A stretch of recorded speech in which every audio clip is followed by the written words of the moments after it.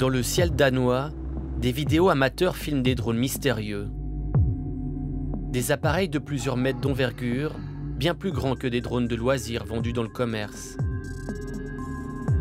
Entre le 22 et le 25 septembre, des aéroports et des bases militaires scandinaves sont survolés par le même type d'engin. Pour la première ministre danoise, c'est la Russie qui se cache derrière ces intrusions. Le motif, évidemment, est de perturber, de créer des troubles, de susciter l'inquiétude, de voir jusqu'où l'on peut aller, de tester les limites. Ces derniers jours, les incursions de drones se multiplient. Pologne, Danemark, Belgique ou encore Allemagne, bloquant plusieurs aéroports civils. Au même moment, les Européens se réunissent à Copenhague pour parler défense commune et lutte anti-drone. La présidente de la Confédération est également présente.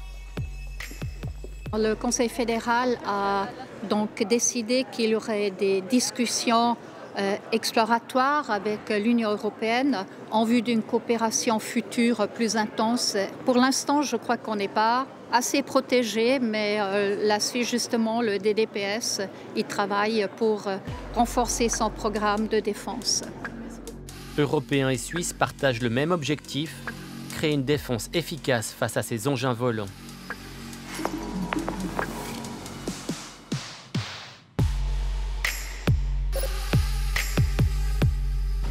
Du côté russe, la guerre des drones a déjà commencé. Chaque mois, le Kremlin en utilise plus de 100 000 sur le front ukrainien. Les images de la télévision nationale russe montrent des usines qui tournent à plein régime. Это самый большой завод в мире по производству ударных беспилотников и самый секретный. Ici, on fabrique des Guéragnes, un drone d'attaque capable de parcourir 2000 km et d'emporter 300 kg d'explosifs. Ребята, посмотрите, что происходит с той стороны. И давайте покажем, сколько этих гераний с этой стороны. Impossible de savoir exactement quel type de drone survolait le ciel européen, mais pour l'expert militaire Alexandre Vautravers, ces incursions ne laissent guère de doute, la signature est russe. Qui c'est qui est derrière ces attaques ? Si vous retournez en arrière, 2010-2011, vous avez toute une série de documents qui ont été publiés en Russie, ce qu'on appelle aujourd'hui la guerre hybride. Eh bien, en fait, toutes ces recettes de cuisine, tous ces incidents auxquels on assiste aujourd'hui font partie des recettes qui ont été développées à l'époque. Une guerre hybride qui montre toute la vulnérabilité des infrastructures civiles. Les réunions politiques, les conférences internationales, les grandes rencontres sportives, tout ceci est dans le collimateur et cela fait plusieurs années qu'en Suisse, on examine ces questions et on tente de gérer le risque. Maintenant, il y a bien sûr d'autres structures en Suisse qui peuvent être menacées par ces survols ou par de possibles attaques de drones. On connaît cette thématique de la protection des infrastructures critiques en Suisse. Alors que les aéroports européens sont pris pour cible, la Suisse saurait-elle réagir en cas d'incursion de drones? À Genève, les équipes de Skyguide gèrent le décollage et l'atterrissage de plusieurs centaines d'avions commerciaux par jour.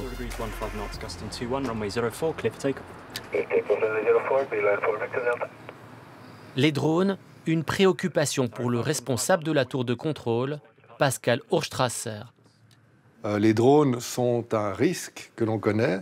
Il faut imaginer un choc avec la vitesse de l'avion, 250-300 km/h à l'atterrissage, qui tape un drone. S'il est dans un réacteur, c'est un problème pour le réacteur. C'est quelque chose qui est un risque, mais que l'on gère, encore une fois, par les procédures établies. CAG Tour, bonjour. Depuis le début de l'année, près de 50 drones sans autorisation ont été repérés dans les zones aéroportuaires suisses. Des appareils de loisirs pour la plupart. L'aéroport ne dispose pas de radar pour repérer les petits drones. Ce sont souvent les pilotes d'avion qui signalent leur présence.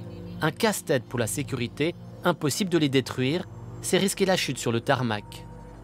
Alors, on n'est pas en état de guerre, il faut faire la différence. Donc en Ukraine, je pense que quand il y a un drone qui arrive, ils envoient des missiles contre, effectivement. Mais en Suisse, en Europe, dans les autres pays d'Europe, on ne va pas à cet extrême-là, à ce stade. Par contre, on prend les mesures, toujours, pour garantir la sécurité de nos passagers.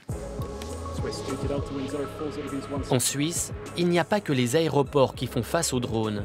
L'armée est aussi visée. Une information confirmée par le département de la Défense.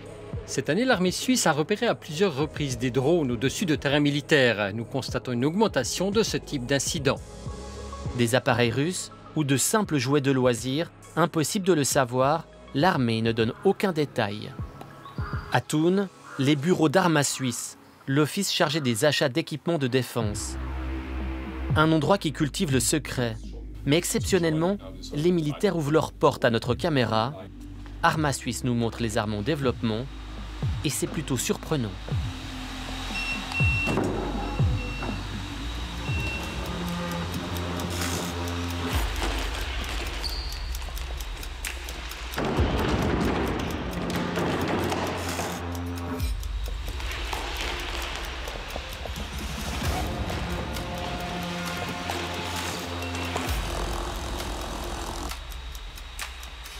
Wir haben da eigentlich sehr viele verschiedene Ansätze. In der Taskforce Drohne geht es darum, luftgestützte Mittel für die Drohnenabwehr aufzubauen, zum Beispiel Drohnen, die andere Drohnen abfangen können oder Drohnen, die andere Drohnen detektieren können. Aber wir gehen auch weiter. Also was wir momentan relativ intensiv anschauen, ist, wie wir zum Beispiel Hochenergielaser oder Mikrowellenkanonen, die kommen langsam auf den Markt, aber sind noch nicht verbreitet. Und das, was heute auf dem Markt ist, ist eigentlich nicht in der Lage, die Bedrohung zu 100% zu eliminieren. La Task Force Drone n'existe que depuis 2024. Et ce vendredi, l'armée annonce 100 millions d'investissements dans le domaine. Es ist eine Drohne von einer Schweizer Firma und die wurde ausgelegt, um andere Drohnen abfangen zu können oder bekämpfen zu können. Und da gibt es zwei Versionen. Eine mit einem Netz. Das heißt, die Drohne fliegt eigentlich am Ziel vorbei, stößt das Netz aus, fängt die gegnerische Drohne ein und landet dann mit Fallschirm. Und die weitere Version, die entwickelt wird, die wird wirklich für den Konflikt entwickelt mit einem Gefechtskopf. Da geht es darum, hier eine Wirkladung zu integrieren, sodass die Drohne eigentlich auch mit Explosivstoffen und Splitterwirkung andere Drohnen bekämpfen kann. Jusqu'à aujourd'hui, le budget drone était très limité. Les choses changent depuis quelques mois. Ja, das wurde massiv unterschätzt. Vor ein paar Jahren haben Minidrohnen eigentlich eher als Spielzeug gegolten im militärischen Bereich. Viele haben gesagt, auch international, das ist nicht relevant militärisch. Und die Zeit hat dann gezeigt, dass es eben nicht so ist. Und es ist unheimlich schwierig, Leute zu überzeugen, wie wichtig die Technologie sein kann und wie gefährlich die Technologie auch sein kann, ohne dass es konkrete Ereignisse gibt. Pour rattraper son retard, Arma Suisse compte sur les entreprises privées. Elle veut nouer des partenariats avec des start-up. La Suisse dispose de nombreuses entreprises leaders sur le marché civil.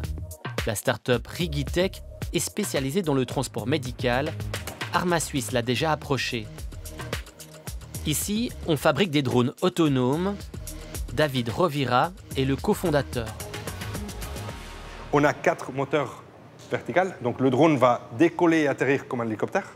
À 50 mètres, il passe en avion.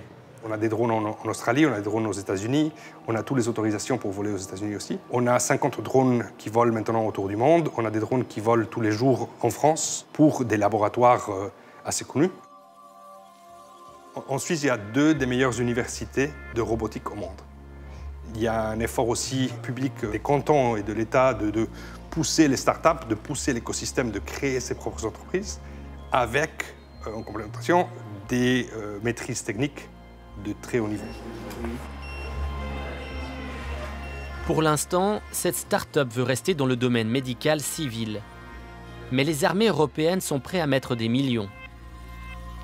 Il y a un intérêt de toutes les entreprises de rentrer dans le militaire puisque c'est là où vraiment il y a un investissement public qui s'effectue en ce moment. Les commandes sont beaucoup plus grandes que ce que le marché civil peut en ce moment offrir. C'est-à-dire le marché civil, On compte une cinquantaine de drones par année.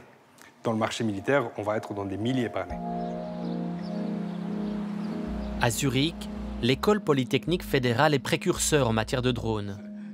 Le professeur Roland Zigwart est le responsable du laboratoire en système autonome. C'est lui qui a créé le premier mini-drone à 4 hélices. Das ist die erste Drohne, das ist ein wenig mehr als 20 Jahre her, die geflogen ist mit 4 Propellern. Und das hat sich dann sehr stark entwickelt über die letzten Jahre. Ici, les étudiants travaillent sur les drones du futur, des drones autonomes à vocation civile. Autonome Systeme bedeutet eigentlich, dass man ein Robotersystem hat, das voll autonom ist. Das heißt, das kann selber, basierend auf Sensordaten, vor allem Bildern und vielleicht Lasermessungen, entscheiden, wo es durchfliegt. Es weiß, wo es ist. Es kann sich orientieren und lokalisieren. Des appareils capables d'agir seuls, de ramasser des objets ou de construire des maisons. Pour le professeur, cette technologie peut être dangereuse entre de mauvaises mains. Il craint les drones tueurs autonomes. Was eigentlich überraschend ist für mich, weil ich schon lange gesehen habe, dass so Drohnen wirklich ein Potenzial hat, auch im negativen Sinn mit militärischen Terroranschlägen, ist, dass das erst jetzt so richtig erkannt wurde. Und das ist nicht nur die Schweizer Armee, da sind viele andere Armeen waren noch viel mehr überrascht, was da plötzlich passiert. Und da ist man ein wenig nicht vorbereitet und ein wenig hilflos. Les incursions dans le ciel européen rappellent que la menace est bien réelle. La bataille des drones ne fait que commencer.